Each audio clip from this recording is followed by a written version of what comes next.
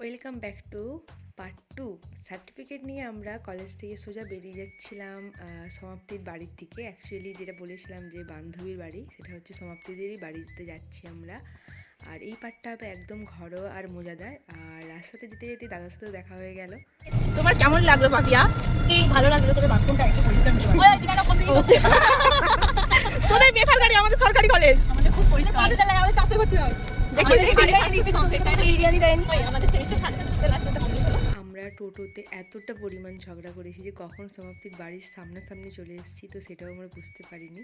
তো যাই হোক, এর আগেও আমরা সমাপ্তির বাড়িতে এসেছিলাম। আর এটা হচ্ছে সমাপ্তির মা বাবা। দেখো না কে এসেছে। কোথাও আর আসুন, আরে একটা লোক আছে চলে এলাম। আর আসুন কিভাবে সব হয়ে গেল? ওরা ওইদিকে ওই টেবিলে করে আসুন করতে ওই শিখা এই আসুন ভালো আছো তো? ওই আসুন পার কাছে ও কোথায় ওই ওটা লাগিয়ে দে যেন একদম মাথায় লেগে যাবে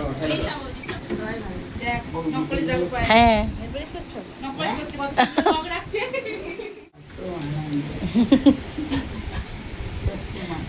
ভালো আছো তো?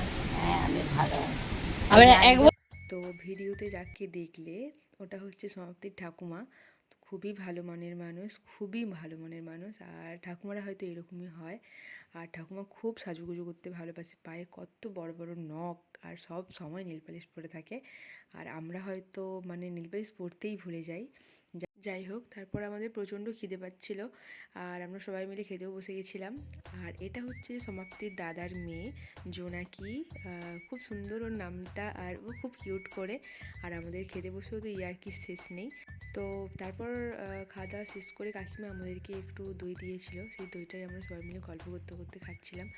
আর ওখান থেকে আমরা বেরিয়েও পড়েছিলাম অনেক তাড়াতাড়ি, কারণ সমাপ্তিরও তাড়া ছিল, ও চলে যাবে। আর আমরা এখানে বাসের জন্য ওয়েট করছিলাম, তো বাস তো আসছিল না। আর এরা এদিকে রাধাকৃষ্ণ সেতুতে দাঁড়িয়ে আছে, যদি বাস তাড়াতাড়ি আসে আর কি। এক রাত স্মৃতি নিয়ে বাড়ি ফিরেছি, অনেক আনন্দ করেছি, অনেক মজা করেছি। তো চলো, আজকের মতো ভিডিওটা এই পর্যন্ত। Tata, by.